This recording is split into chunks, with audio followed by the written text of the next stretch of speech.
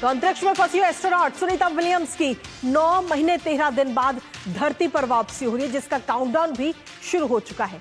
दरअसल सुनीता विलियम्स सिर्फ 8 दिनों के लिए स्पेस में गई थी, लेकिन उसके बाद वहां पर वो फंस गई। उनके साथ एस्ट्रोनॉट बुच विल्मोर और स्पेस स्टेशन में मौजूद क्रू 9 के 2 और एस्ट्रोनॉट्स भी वापस आ रहे हैं।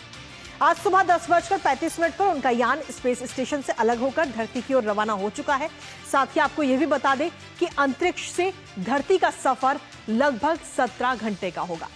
चारों एस्ट्रोनॉट ड्रैगन स्पेसक्राफ्ट से 19 मार्च यानी कि कल सुबह करीब 3:27 पर फ्लोरिडा के तट पर लैंड होंगे, जिस पर पूरी दुनिया की नजर है और हर कोई उनकी सकुशल वापसी के लिए प्रार्थना भी कर रहा है। करेंगे चर्चा, लेकिन उससे पहले आपको दिखाते हैं कि एस्ट्रोनॉट्स की वापसी से जुड़े हुए अहम बिंदु।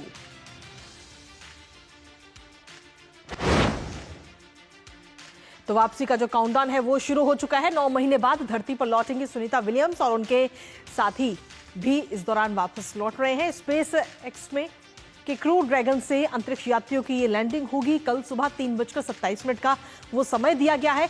3:27 पर फ्लोरिडा के तट पर अंतरिक्ष यात्री उतरेंगे, जिसका आपको बता दें कि लाइव प्रसारण भी होगा। हम सभी यानी कि पूरी दुनिया की नजर इस पर लगातार बनी हुई है। पृथ्वी पर लौटने की जो पूरी प्रक्रिया है उसका लाइव प्रसारण नासा के जरिए किया जा रहा है, ताकि हर कोई उस पूरी प्रक्रिया को देख पाए, समझ पाए। वापसी के लिए फाल्कन 9 रॉकेट से क्रू 10 मिशन लॉन्च किया गया था और ISS पर नए क्रू को पहुंचाने के लिए यह मिशन लॉन्च किया गया था। जब ये मिशन के लोग वहां पर पहुंचे तब सुनीता विलियम्स की वापसी हो रही है। रविवार को ISS पर ये ड्रैगन कैप्सूल पहुंचा था और वो मुलाकात हुई थी। मुलाकात की तस्वीरें भी हम सभी ने देखी, किस तरीके से मुलाकात करती हुई सुनीता विलियम्स गले मिलकर नजर आई। सोमवार को ये पूरी वापसी की प्रक्रिया जो शुरू हुई, यानी कि सोमवार को जो पूरा कैप्सूल है उसको दरवाजे, उसके गेट बंद हुए। आज स्पेसक्राफ्ट ISS से अलग हो चुका है, यानी कि धरती की ओर अनडॉकिंग उसकी हो चुकी है और धरती की ओर वो आ रहा है। इसके साथ ही 8 दिन की जो स्पेस यात्रा थी वो 9 महीने तक पूरी खिंच गई है।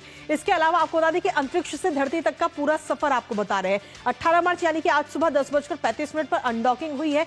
19 मार्च को यानी कि कल सुबह 2:41 पर वायुमंडल में प्रवेश होगा और उसके बाद 3:27 पर समुद्र में लैंडिंग होगी अंतरिक्ष यात्रियों की। तो ये पूरा जो सफर है वो इस वक्त आपको बताया किस तरीके से 5 स्टेप होंगे। इसके साथ ही आपको अगले बिंदुओं की तरफ भी रुख कर लेते हैं, जहां आपको बता दें कि ये तो धरती का पूरा सफर, अंतरिक्ष से लेकर धरती का सफर। इसके साथ ही 6 स्टेप्स में लौटने की जो पूरी प्रक्रिया है वो आपको बता रहे हैं। पहली वापसी की तैयारी, अंतरिक्ष यात्री सूट पहनते हैं, जो गेट है वो बंद होता है। सेकंड बिंदु आता है उसका ISS से अलग होना, यानी कि स्पेसक्राफ्ट जो है वो पोर्ट से अलग होता है। छोटे ड्रैको थ्रस्टर्स यान जो उसको धकेलते हैं धरती की तरफ। और उसके बाद तीसरा आता है डी ऑर्बिट बर्न, यानी कि ये डी ऑर्बिट जो है वो बर्न शुरू करता है और अपनी कक्षा की उल्टी दिशा में से फायर किया जाता है। गति कम होती है और उसके बाद में यान धरती के करीब धीरे धीरे पहुंचता है। तो किस तरीके से ये पूरी प्रक्रिया है वो इस वक्त आपको बता रहे। चौथी प्रक्रिया आती है वायुमंडल में प्रवेश, जो कि कल होनी है, यानी कि यान जब उस दौरान 27,000 किलोमीटर प्रति घंटे की रफ्तार से वायुमंडल में प्रवेश करता है धरती के, और गति कम होती है, यान धरती के करीब धीरे धीरे पहुंचता है। वायुमंडल में प्रवेश के बाद में हम देखें तो अगली आती है पैराशूट खुलना और उसका नीचे उतरना। लगभग 18,000 फीट की ऊंचाई पर 2 ड्रॉग पैराशूट खुलते हैं, फिर 6,000 फीट की ऊंचाई पर 4 पैराशूट खोले जाते हैं और यान की स्पीड उस दौरान 24 किलोमीटर प्रति घंटे हो जाती है जब ये धरती की तरफ बढ़ता है। उसके बाद में छठा लास्ट होता है स्प्लैश डाउन और रिकवरी। समुद्र में यान उतरता है, रिकवरी जहाज तैयार रहता है, टीमें यान तक पहुंचती हैं, अंतरिक्ष यात्रियों को वहां से बाहर निकालती हैं। अंतरिक्ष यात्रियों को बाहर निकालकर उनके स्वास्थ्य की पूरी जांच की जाती है। तो ये 6 स्टेप्स हैं। 6 स्टेप्स में किस तरीके से अंतरिक्ष से धरती पर जो लौटने की पूरी प्रक्रिया है एस्ट्रोनॉट्स की, वो हमने आपको बताई। इसी के साथ में हमारे साथ हमारे सहयोगी इस वक्त जुड़ रहे हैं, सीधा उन्हीं का रुख करते हैं। असीम इस वक्त हमारे सहयोगी जुड़ गए हैं। असीम, पूरी दुनिया इस वक्त तैयार है सुनीता विलियम्स जब लौटेंगी और लगातार उनके सकुशल वापसी के लिए प्रार्थनाएं भी की जा रही हैं इस वक्त। बिल्कुल कृतिका, हम सबकी सांसें अटकी हुई हैं। आपने खुद बताया हमारे दर्शकों को कि सिर्फ 8 दिनों के इस मिशन पे सुनीता विलियम्स और बुच विल्मोर स्पेस स्टेशन पे गए थे और 8 दिनों का ये संक्षिप्त छोटी सी यात्रा, सोचिए 272 और उससे भी ज्यादा दिनों का, 9 महीने से भी ज्यादा दिनों तक वो वहां पे रही है। तो आप समझ सकते हैं कितना ये मुश्किल भरा रहा होगा सुनीता विलियम्स के लिए और उनके साथी के लिए। बिल्कुल। आपने बिल्कुल सही बताया, जो प्रोसेस है वो बहुत ही महत्वपूर्ण है। अब जबकि वहां पे जो दोनों स्पेस यात्री थे, स्पेस एस्ट्रोनॉट्स, वो उनकी रवानगी हो चुकी है पृथ्वी की तरफ। 17 घंटे की ये जर्नी है कृतिका।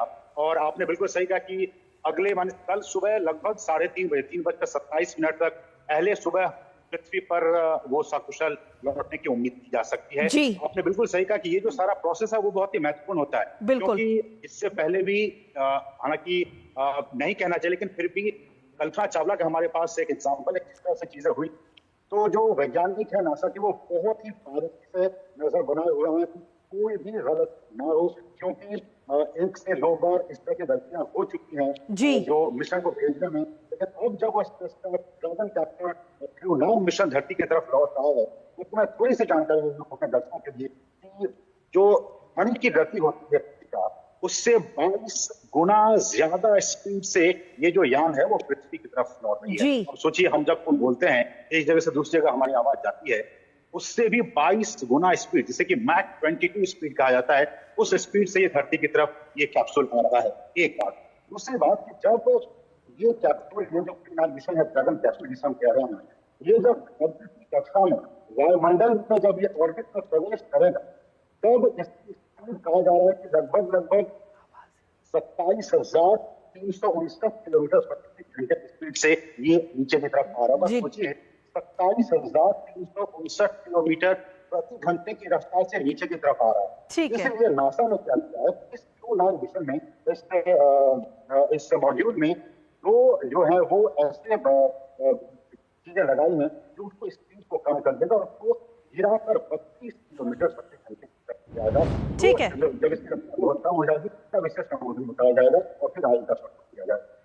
जी, चलिए, बहुत बहुत शुक्रिया असीम, तमाम जानकारी और अपडेट्स हमारे साथ साझा करने के लिए। यानी कि कुल मिलाकर कल सुबह 3:30 बजे का वो समय होगा जब सुनीता विलियम्स धरती पर लैंड करेंगी और हम सभी की नजर इस पर है। हालांकि इसी के साथ ही इस पूरी प्रक्रिया का लाइव प्रसारण भी नासा के जरिए किया जा रहा है, तो पूरी दुनिया की नजर इस पर लगातार बनी हुई है।